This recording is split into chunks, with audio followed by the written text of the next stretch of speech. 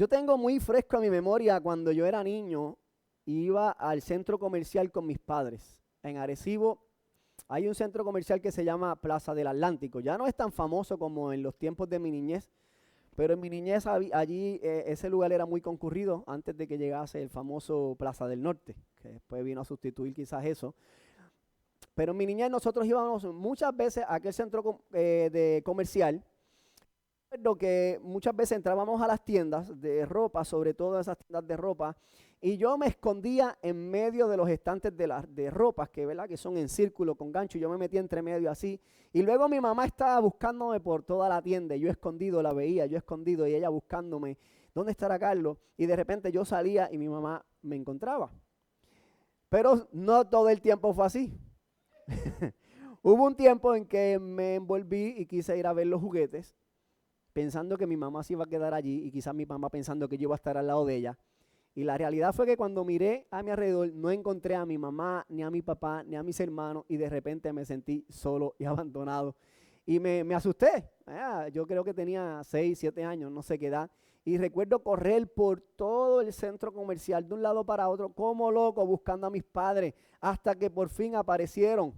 Y yo muy asustado, de verdad no recuerdo que mi mamá se haya asustado, no sé si en cierta medida lo habrá hecho a propósito o qué, no sé, porque no recuerdo haberla visto asustado, tampoco me regañó ni nada por el estilo, pero sí recuerdo que me asusté y dije, yo creo que no vuelvo a separarme de mi mamá porque no quiero que volviera a experimentar esto de sentir que me perdí, que me abandonaron, que no sé dónde están mis papás.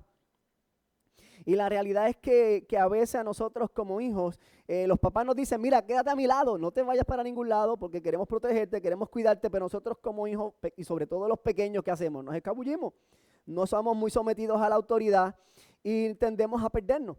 Y vemos aquí en esta narrativa que a Jesús le pasó algo parecido a lo que me sucedió a mí, pero a diferencia es que Jesús nunca desobedeció a sus padres, siempre él estuvo sujeto a sus padres. Pero hubo un momento en que posiblemente sus padres, por alguna razón, no se percataron dónde estaba Jesús y dio el resultado de que cuando se dieron cuenta, Él no estaba. Él no estaba. Y es en ese contexto que nos encontramos esta narrativa donde Jesús ya no es el niño, un bebé, un recién nacido. Ahora Jesús es un niño de 12 años, ya casi un adulto para ese tiempo. Todavía a los 12 años era considerado un niño, pero sabemos que un niño de 12 años ya es entre medio, no es casi un jovencito. Un jovencito. Yo lo puedo decir muy claramente que tengo un niño de 11 años que dentro de un mes cumple los 12. Y yo he ido viendo cómo él va cambiando y cómo se ha ido desarrollando. Así que Jesús es un niño de 12 años, un adolescente que está creciendo. Y vemos que la familia año tras año ha ido a esta fiesta, que es la fiesta de la Pascua, donde también se celebra la fiesta del pan, de los panes, perdón.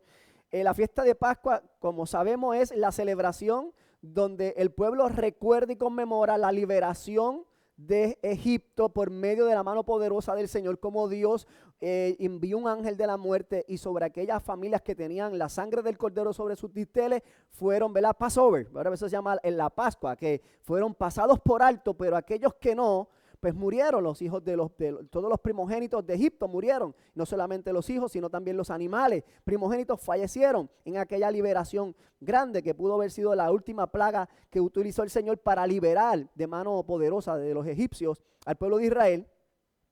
Pero también celebraban esta fiesta de 7 días, así que la familia no solamente se quedó el día de Pascua, que era algo regulatorio para ellos, sino que se quedó el resto de los otros 7 días, que no era necesario para hacerlo, pero ellos querían hacerlo. Ellos amaban estar en comunidad como una familia piadosa que se está criando en el servicio al Señor.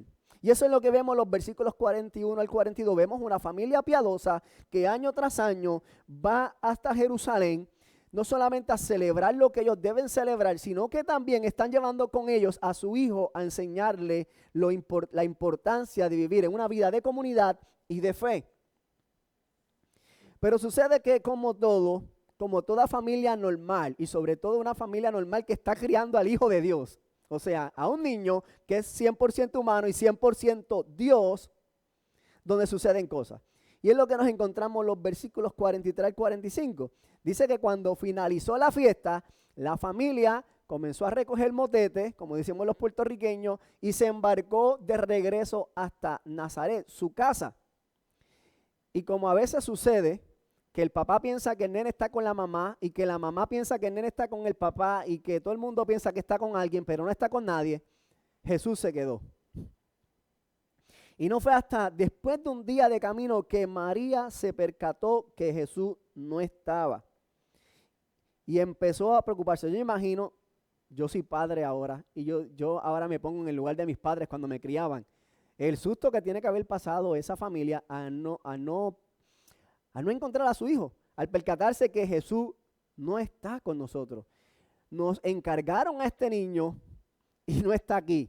¿Dónde está? Así que esto posiblemente haya creado quizás algún tipo de tensión entre el matrimonio. Posiblemente haya traído un poco de preocupación al no saber dónde está el niño, qué es lo que está pasando. De seguro comenzarían a orar: Señor, por favor, guarda y proteja a mi hijo donde quiera que esté. Tú lo estás viendo, Señor, guárdalo, protégelo hasta que podamos encontrarlo. Una familia normal que está viviendo ahora una situación única. Ellos solamente tenían que confiar en que el Señor, donde quiera que estuviera Jesús, el Señor estaba cuidando de él, estaba guardándolo. Y es que hay ocasiones en que nuestros hijos pueden estar lejos de nosotros por algunas circunstancias, sobre todo aquellos que ya quizás entran a la universidad o que ya se casaron y deciden mudarse a otros lugares. Y yo sé que, aunque yo no soy padre de adultos, soy padre de niños, yo estoy seguro que todavía esa sensación de separación, de saber que mi familia se va a mover a otro lugar y yo posiblemente no voy a poder verla con la rapidez o con la regularidad que yo quisiera verla, y no saber qué está pasando, eso puede traer preocupación a las vidas de nosotros como padres. Y quizás posiblemente el hijo dice: yo me voy a ir a estudiar a la otra universidad, no en Puerto Rico, no, me voy a ir a Estados Unidos. Y de seguro eso puede traer sentimientos difíciles para los padres. Pero en medio de esas circunstancias que nosotros tenemos que aprender a confiar, que no importa donde nuestros hijos estén, si nosotros hemos confiado en el Señor, tenemos que confiar que el Señor está guardándolos a ellos aún a la distancia. Aún cuando posiblemente no sabemos todas las decisiones que ellos puedan tomar, tenemos que confiar que el Señor en cierta medida está con ellos y tenemos que confiarlos a la misericordia del Señor. Y entonces llegamos al centro de toda esta historia, lo que viene siendo los versículos 46 al 47, donde es este encuentro, luego que María y José regresan, y dice que después de 3 días por fin hallaron a Jesús y lo hallaron en el templo. Y dice que estaba sentado en medio de los doctores de la ley, oyéndoles y preguntándoles. Y versículo 40 dice: y todos los que oían se maravillaban de su inteligencia y de sus respuestas. Lo interesante es que Jesús, siendo un niño de 12 años, no se encontraba corriendo por todas las calles de Jerusalén, no se encontraba jugando, como dicen los niños míos hoy, a tocadito, o no sé, ¿verdad?, que tratando de cogerlo. No estaban jugando 1, 2, 3 pescados, no estaba jugando ninguna cosa. Él estaba en el templo. Estaba en el templo sentado con los doctores de la ley, con los maestros de la ley, y estaba escuchando y preguntando. Escuchando y preguntando. No solamente dice que estaba escuchando y preguntando, sino que también estaba respondiendo, porque el versículo 46 dice: y todos se maravillaban de su inteligencia y de su respuesta. Así que Jesús era parte de la conversación de aquellos adultos maestros que estaban allí hablando acerca de la ley del Señor. Y es importante recordar que Jesús, a pesar de ser el Hijo de Dios, seguía siendo un niño de 12 años, 100% humano, 100% Dios. Como era un humano, estaba sujeto a las limitaciones de cualquier niño de 12 años. O sea, Jesús, y esto es parte importante, yo creo que esta es la parte central que Lucas nos quiere ilustrar en esta mañana, por la razón en que él escribió, que de hecho Lucas es el único de los autores del Evangelio que escribe acerca de la niñez de Jesucristo. Y es que quiere traer un punto importante: no solamente que Jesús es Dios, Jesús fue un niño que vivió como nosotros, en medio de nosotros, y que aún como niño se sujetó a sus padres terrenales, a su Padre celestial, y vivió de una manera perfecta.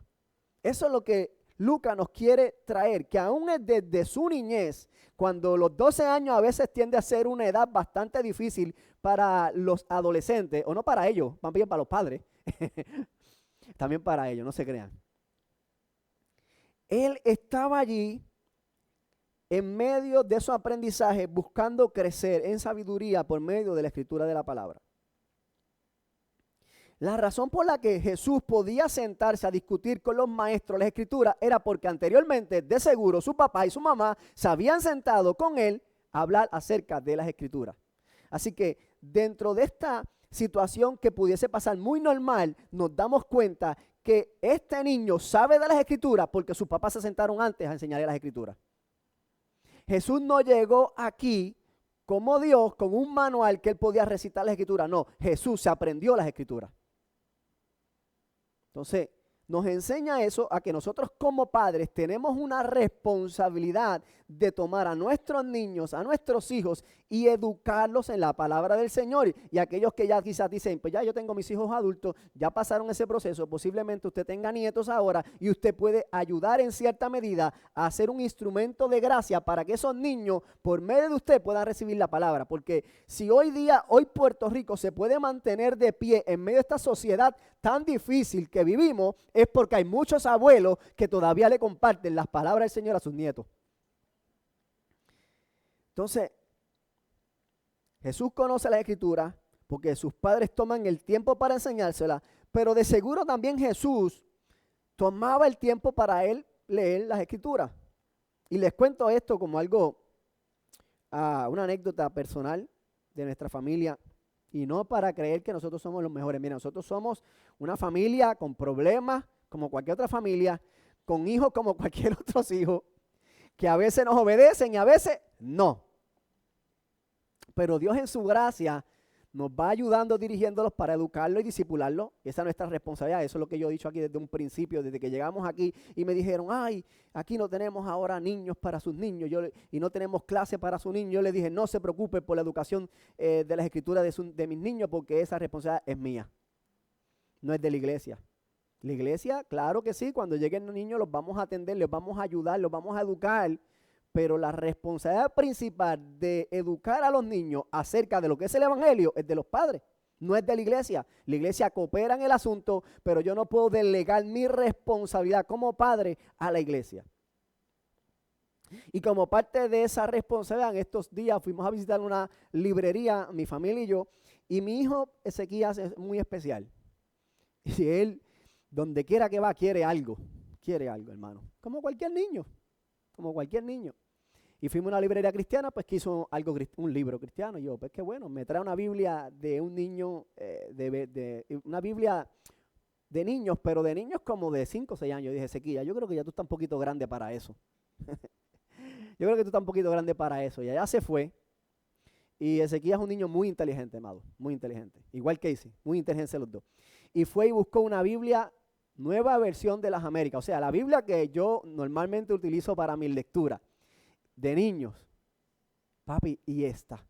Recuerda que ahora tú lees la nueva Biblia de las Américas y cuando tú me la lees, yo no tengo esa Biblia. Yo tengo la nueva traducción viviente o tengo la Reina Valera, porque en la escuela donde está le dan la New James versión inglés, porque es una escuela bilingüe y tienen que usar la Biblia en inglés, y tienen la Reina Valera 1960.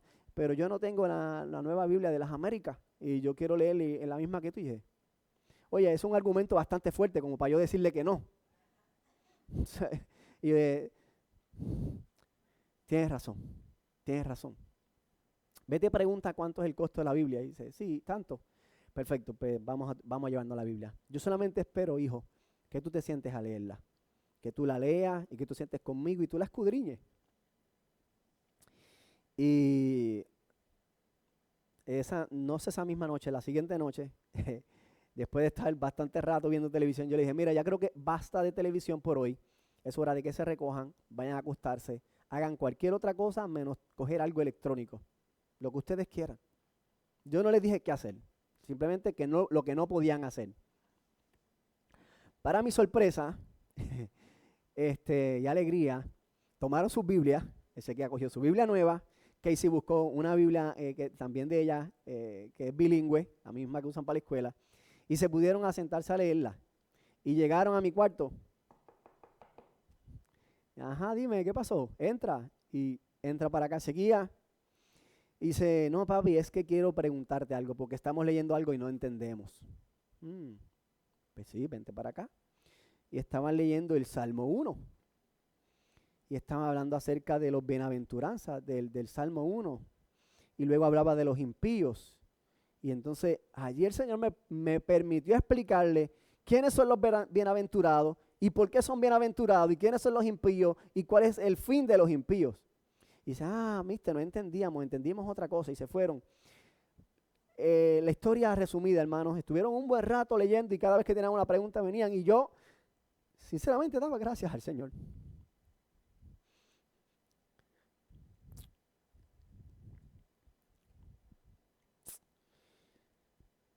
Porque eso es gracia de Él.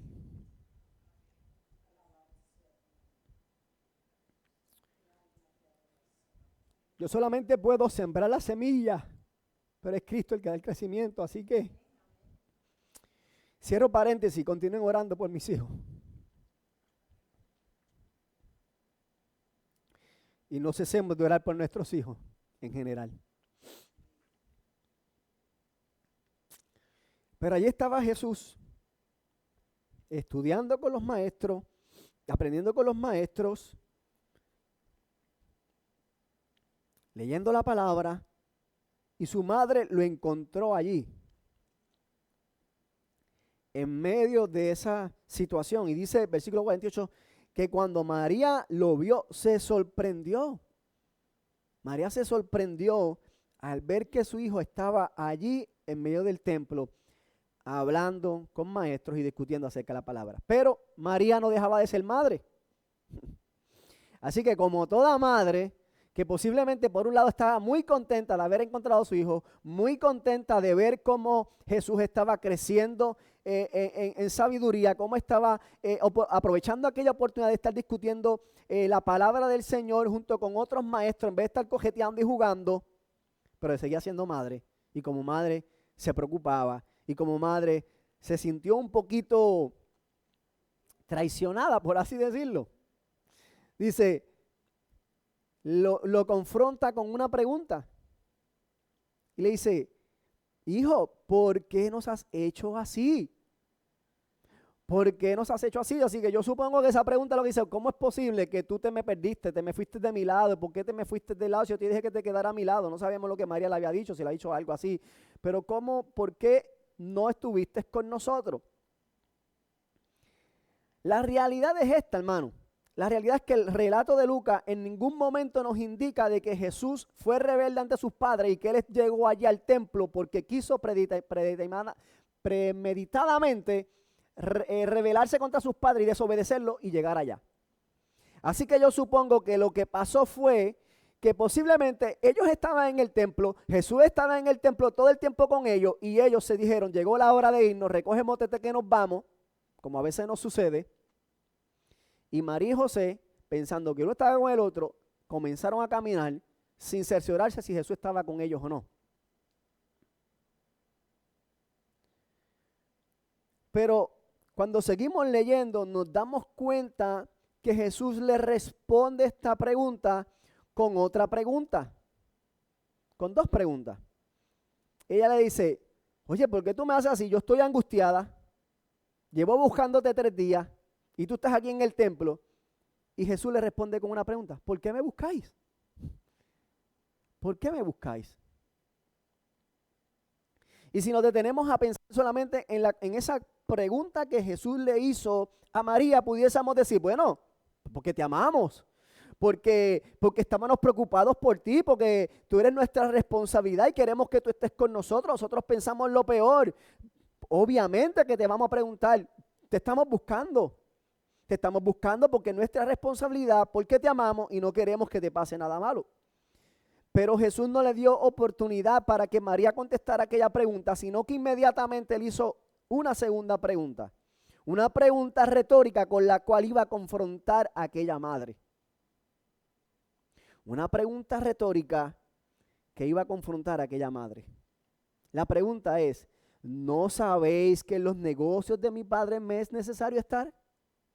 Jesús le dice, ¿por qué me busca? ¿Se te olvidó que es necesario que yo esté en los negocios de mi padre? ¿Qué? Si yo fuese José, yo estoy ahí, yo hubiera mirado a María así como que, ¿qué le pasa a este? ¿Qué pasó aquí? Yo imagino que en ese momento José y María se tienen que haber mirado el uno al otro como que diciéndose, no sabemos qué es lo que está pasando. Nosotros hemos venido aquí a buscar a nuestro hijo con angustia, los hemos encontrado y ahora que lo encontramos y vamos a confrontarnos, él termina confrontándonos a nosotros.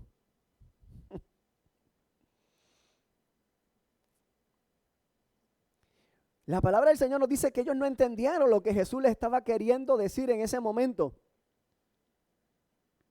Ellos habían olvidado que el hijo que ellos tenían, que era un niño de 12 años, que era 100% humano, también era 100% Dios. Y por lo tanto no solamente tenía que sujetarse a sus padres terrenales, sino que tenía que sujetarse a su Padre celestial.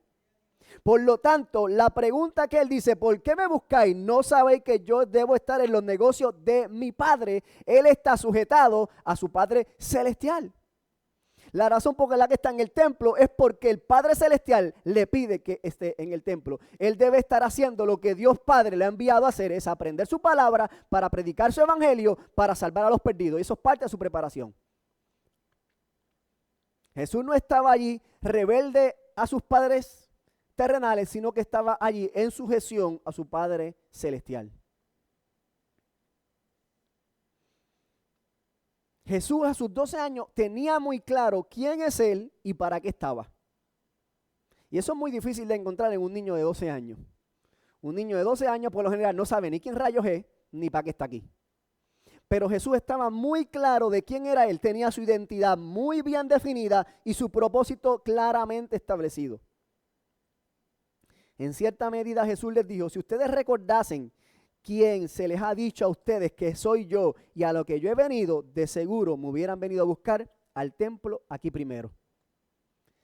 Si a José y María hubieran tenido presente en todo tiempo que Jesús, su hijo, recuerden que José y María ambos recibieron profecía de parte de Dios, usando a través de ángeles, para decirle quién era.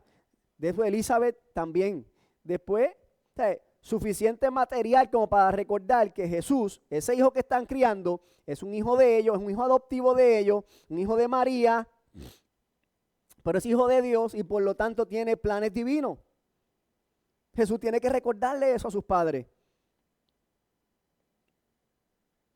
Pero en ningún momento, aun cuando Jesús confrontó a sus padres, le faltó el respeto. Él le contestó como un niño de 12 años con la sabiduría que tenía, basado en la verdad que estaba establecida según su identidad. Y es que nosotros a veces como padres cometemos errores y luego queremos ir donde nuestros hijos a reclamarle. Yo no sé si te ha pasado, pero a mí me ha pasado. O sea, yo soy un papá de esos que comete errores. Que a veces comete un error y confronta al hijo o lo reclama o lo reprende de una manera demasiado exagerada con relación a lo que él quizás hizo. Y Dios en su soberanía y su misericordia utiliza a nuestros propios hijos, a mis propios hijos, para que ellos vengan al ratito al lado mío, después de haberle llamado la atención fuertemente, posiblemente haberlos castigado, quizás, como dice, haberle metido fuerte por lo que hicieron, y ellos vienen y se acercan a mí, me dan un abrazo, me besan como si nada hubiera pasado. Y yo digo, ¿qué pasó aquí? Y somos confrontados.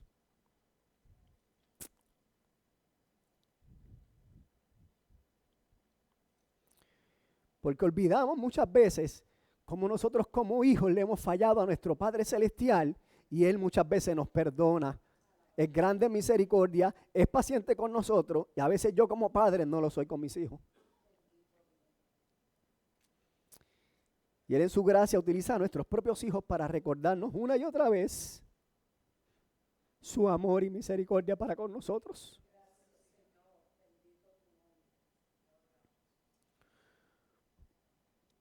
No solamente eso, a veces ocasiones que luego de haber hecho lo que he hecho, el Señor me ha confrontado ha usado su Espíritu Santo y he tenido que ser yo el que vaya de mis hijos a pedirle perdón por lo que he hecho.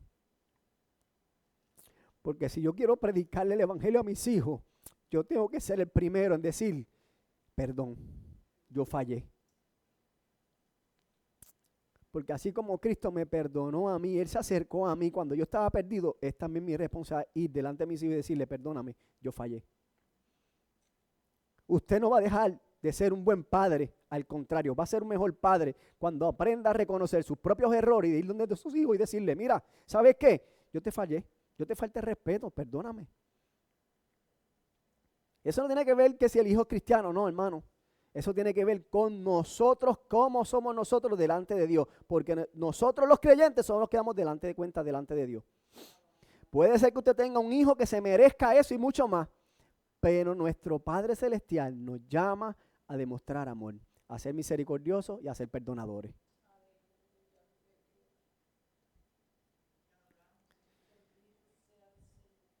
Y vemos cómo al final Cristo, a pesar de que en ese todavía no había llegado el tiempo de su crucifixión, aún en su niñez, como un niño de 12 años que está sujeto a su Padre Celestial, todavía sigue sujeto a sus padres terrenales, porque el versículo 50 nos dice, perdón, el versículo 51 nos dice, y descendió con ellos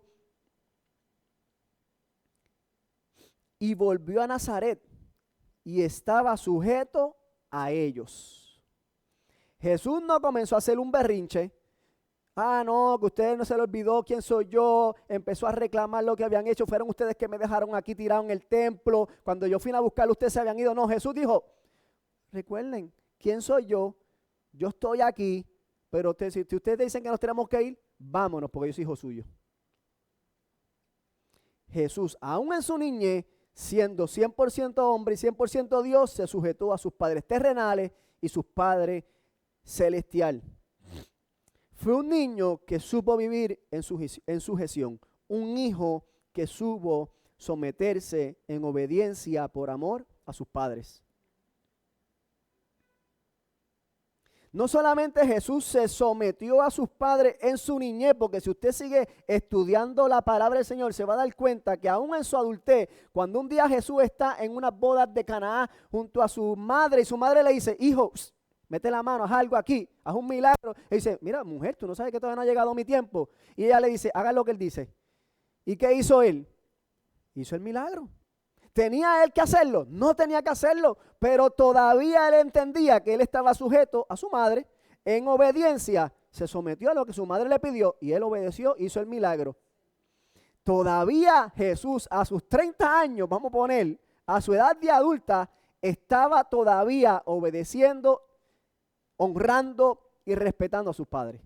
Esto no tiene que, la sujeción a nuestros padres no tiene que ver con nuestra edad, sino con quiénes son ellos para nosotros y quiénes somos nosotros para ellos. Claro, cuando somos adultos se ven diferencias en la manera en que nosotros vamos a honrar a nuestros padres. Claro, porque ahora yo soy un adulto independiente con mi familia y mi mamá puede venir a pedirme cosas que posiblemente yo no pueda hacer y yo no quiera, no es que yo quiera faltarle respeto o no quiera obedecerla, pero hay cosas que simplemente no se pueden dar, pero eso no significa que yo tengo que faltarle respeto y deshonrarla a ella como mi madre, porque ella sigue siendo mi madre. Entonces a nosotros nos ayuda a entender que nosotros los hijos, si usted nació, usted es hijo.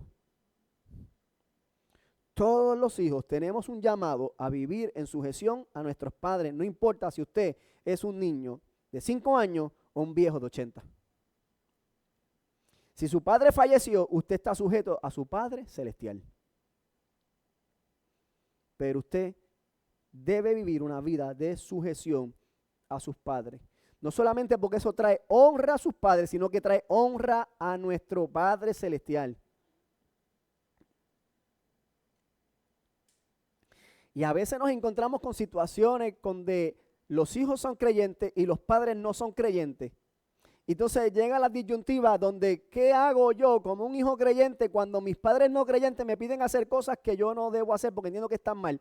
Usted debe buscar la manera de honrar a sus padres sin fallarle al Señor.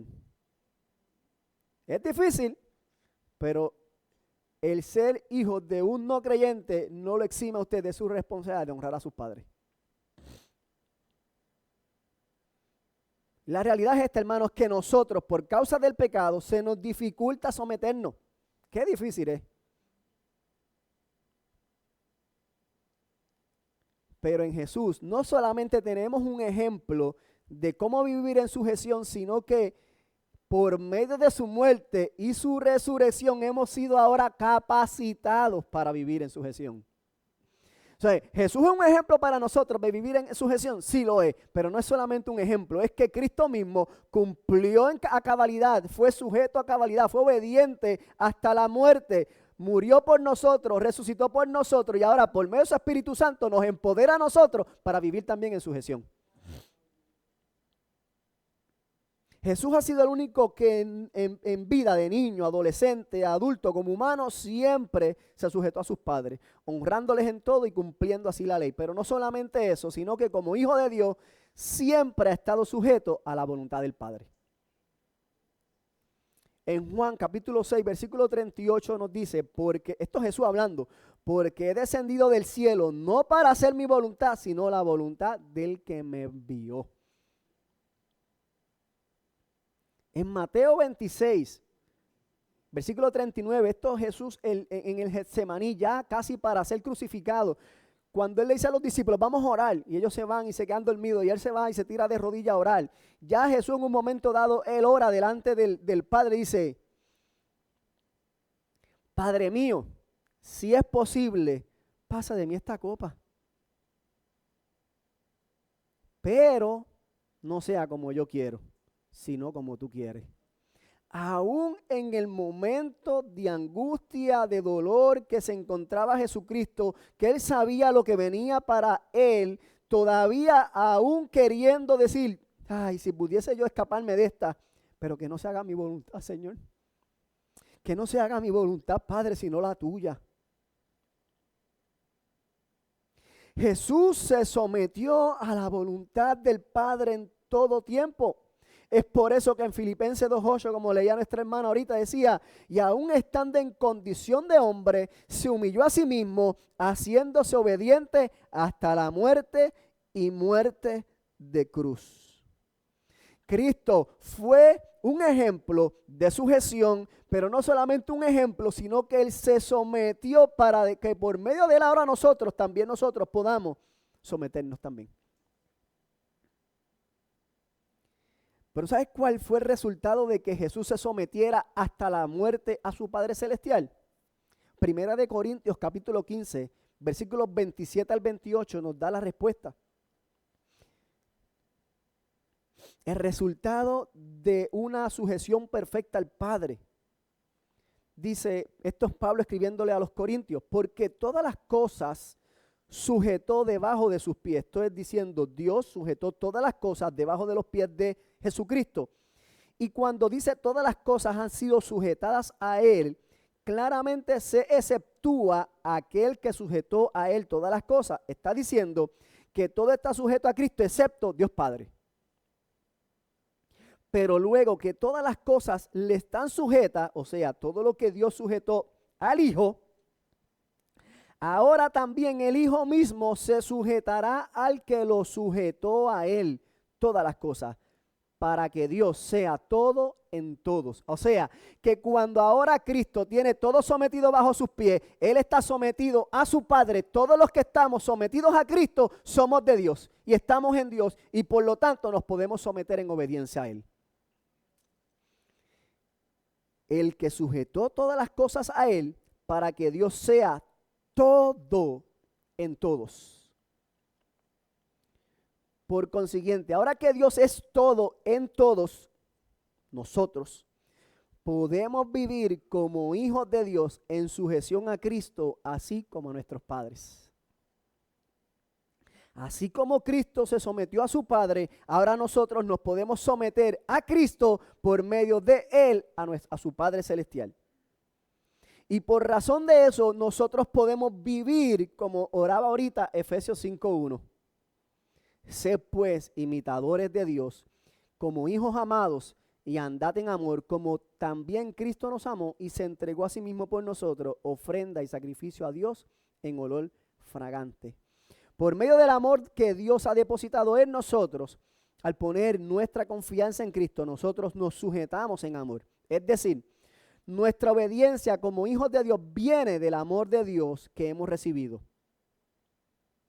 Por lo tanto, no podemos olvidar nuestra prioridad como hijos de Dios, que es estar envueltos en los negocios de nuestro Padre Celestial. Si yo estoy sujeto a Dios por medio de Cristo y yo soy un hijo de Él, ahora mi deseo es estar envuelto también en los negocios de mi Padre Celestial.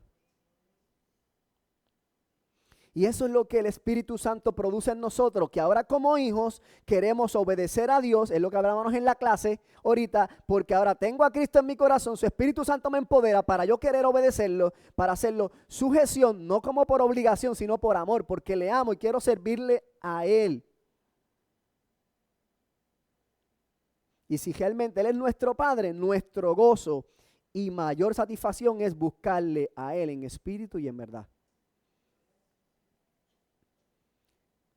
Ahora bien, los hijos que viven, que todavía son menores, que viven en tutela de sus padres, pueden entonces obedecer a sus padres y honrando, recordando que este mandamiento tiene promesa. O sea, aquellos que son hijos menores, que viven bajo la autoridad de sus padres, ahora que por medio de Cristo han recibido ese amor para obedecer a Dios, no solamente a Dios, también a sus padres, ellos ahora honran a sus padres, no porque no quieren castigo, sino porque los aman y lo hacen por amor. Ellos obedecen en amor y por lo tanto honran a sus padres recordando que este mandamiento tiene una promesa, que es que su vida será alargada. No solamente los hijos menores, sino también los adultos respetan y honran a sus padres en todo tiempo, aun cuando ellos no vivan bajo su tutela. Pero también nos recuerda que los hijos ahora no usan los errores de sus padres para levantarse contra ellos en rebeldía, sino que a pesar que los padres cometen errores, los hijos saben sujetarse en amor por causa de lo que Cristo ha hecho por ellos. Mire qué hermoso es el Evangelio. No solamente nos ayuda a nosotros a someternos a nuestro Padre Celestial, sino que coge nuestras relaciones interpersonales, la de papá e hijo, y las pone en el mismo nivel para que nos tratemos de la misma manera los unos a los otros. O sea, yo soy tu padre, tú estás bajo mi autoridad, pero porque yo estoy en autoridad de Cristo, yo te trato con amor. Pero como tú estás bajo la autoridad de Cristo, tú me respetas y me tratas con honra. Entonces las relaciones funcionan mejor. Es por eso que es tan necesario el Evangelio en las casas. No es porque no solamente queremos tener una vida eterna con Cristo que la tenemos, pero el Evangelio se hace real en nuestras vidas aquí en el ahora, en esta tierra, cuando comprendemos que el amor del Padre y la sujeción van de la mano. Por un lado, yo me sujeto al Padre porque Él me ama y yo le amo, y los hijos se someten a los padres porque yo lo amo y yo lo honro. ¿Me van comprendiendo, hermano? Entonces, ¿qué es lo que provoca eso? Que no hayan familias disfuncionales. Que puedan haber familias piadosas. Y es necesario que las iglesias estén llenas de familias piadosas. Y para que las iglesias estén llenas de familias piadosas, tiene que haber gente piadosa. Tú y yo tenemos que ser piadosos. El Evangelio comienza conmigo, no con el que está a mi lado. Tengo que yo primero entender lo que Cristo ha hecho por mí, para yo vivir de acuerdo a lo que Cristo ha hecho, para que las otras relaciones vayan cayendo en su lugar. Yo no puedo exigirle a mis hijos que me traten con honra si todavía yo no he aprendido a tratarlos con honra a ellos. Yo no puedo pedirle a mis hijos que ellos se sometan a mi autoridad cuando yo como padre todavía no he aprendido a someterme a la autoridad del Padre Celestial. ¿Me va entendiendo, hermano?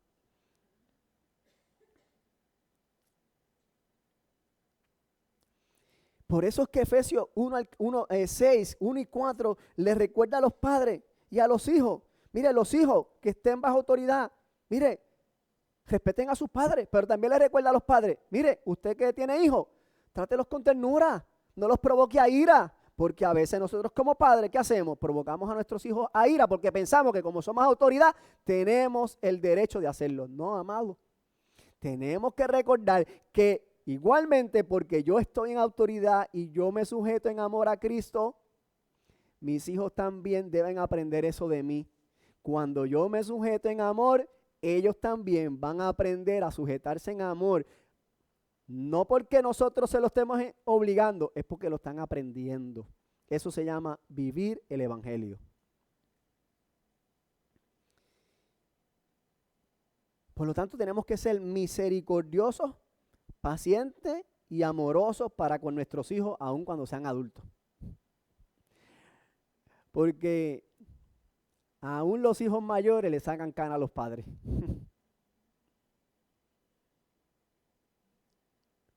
Aún los hijos adultos le sacan cana a los padres. ¿Por qué? Porque van a seguir siendo hijos toda la vida. Así como tú y yo vamos a seguir siendo hijos de nuestro Padre Celestial si confiamos en Cristo. Y quiero ir terminando. Cuento una anécdota que había una vez una madre que estaba teniendo problemas de obediencia con su hijo. Y llevaba a la mamá todo el santo hijo tratando de que el niño obedeciera a su mamá. Y el niño, dale que dale, irrespetuoso, rebelde, no estaba obedeciendo. Y llegó su mamá el momento en que ya no pudo, tú sabes, controlarlo por palabra. Así que le dijo, te vas y te me sientas en esa silla y de ahí no te me paras. Lo castigó y el nene no quería. Y la mamá, pues obviamente, como es más fuerte, más grande, un niño más pequeño, lo tomó en sus brazos, lo forzó y lo sentó y te quedas ahí, no te levantas de ahí. Y el niño así miró a su mamá con una cara. Y le dijo el nene a la mamá, yo estaré aquí sentado por fuera, pero por dentro yo estoy parado. ¿Cuántas veces nosotros hemos sido como esos niños? Y Dios en su paciencia nos llama a obediencia y a sujeción y nosotros queremos hacer lo que nos da la gana. Sin embargo, nuestro llamado es a obedecer a Dios recordando que Él es un Dios bueno, un Padre bueno, un Padre amoroso. Tan amoroso que envió a su único hijo para vivir la vida que tú y yo no podíamos vivir, morir la muerte que tú y yo merecíamos morir, para que por medio de Él pudiéramos tener la vida que nunca más íbamos a adquirir si no hubiera sido por Cristo. Tan amoroso es nuestro Padre Celestial que ha sido misericordioso con nosotros. Tan bueno ha sido nuestro Padre Celestial que nos invita a sujetarnos en Él por amor y no por obligación. Nuestro llamado para esta mañana es como padres a sembrar la semilla del evangelio en nuestros hijos y nuestros nietos, para que ellos también aprendan a vivir en sujeción a Dios por medio de la palabra infundada y el Espíritu Santo. Y procuremos nosotros ser ejemplos de sujeción para nuestros propios hijos. Cuando nosotros aprendemos a sujetarnos a Dios como nuestro Padre Celestial por medio del amor que ya nos dio en Cristo Jesús, nuestros hijos van a comenzar a ver eso en nosotros. Y van a empezar a preguntarse, aquí pasó algo que ya mi papá no es o mi mamá ya no es como antes. Yo estoy viendo algo diferente en ella. ¿Qué será? Y le va a llevar a preguntar y tú le vas a decir, mira, ¿sabes qué? Es que yo comprendí que solamente por medio del amor de Cristo es que yo puedo someterme. Y yo no te puedo pedir a ti, si tú no eres un no creyente, a que te sometas en amor. Yo espero algún día que tú vengas a Cristo y te sometas en amor, para que tengas un corazón nuevo y puedas entonces, en amor, no solamente sujetarte a mí, sujetarte al Padre Celestial, que fue quien envió a su Hijo a morir por ti y por mí. Oramos. Señor y Padre bueno que estás en los cielos, venimos delante de tu presencia, Señor, en esta mañana, para pedirte, Dios amado, que tú nos ayudes, Padre, a sujetarnos a ti como nuestro Padre Celestial, Señor. Ayúdanos, Señor, Padre, a entender que tú nos amaste primero, Señor, de tal manera que enviaste a tu Hijo para que por la muerte de Él, su sacrificio, nosotros pudiéramos tener vida, y no solamente vida, sino, Señor, poder ser empoderados por tu Espíritu Santo para vivir en sujeción, Señor. Ayúdanos a nosotros como padres, como abuelos, aquellos que son abuelos, Señor, a poder predicar tu evangelio, a honrar a sus hijos, Señor, para que sus hijos puedan ver por medio de ellos cómo funciona la verdadera sujeción. Una sujeción que no viene por obligación, no viene por cohesión, sino que viene por amor a nuestro Padre Celestial, que ha derramado todo su amor en la vida de su Hijo Jesucristo. Padre, yo te suplico, Señor, que tú nos ayudes, que podamos dar fruto, Señor, que podamos ver una iglesia sujeta a ti, Señor, así como Cristo se ha sujetado al Padre. En el nombre de Jesús te lo pedimos. Amén y amén. Dios me les bendiga, amados.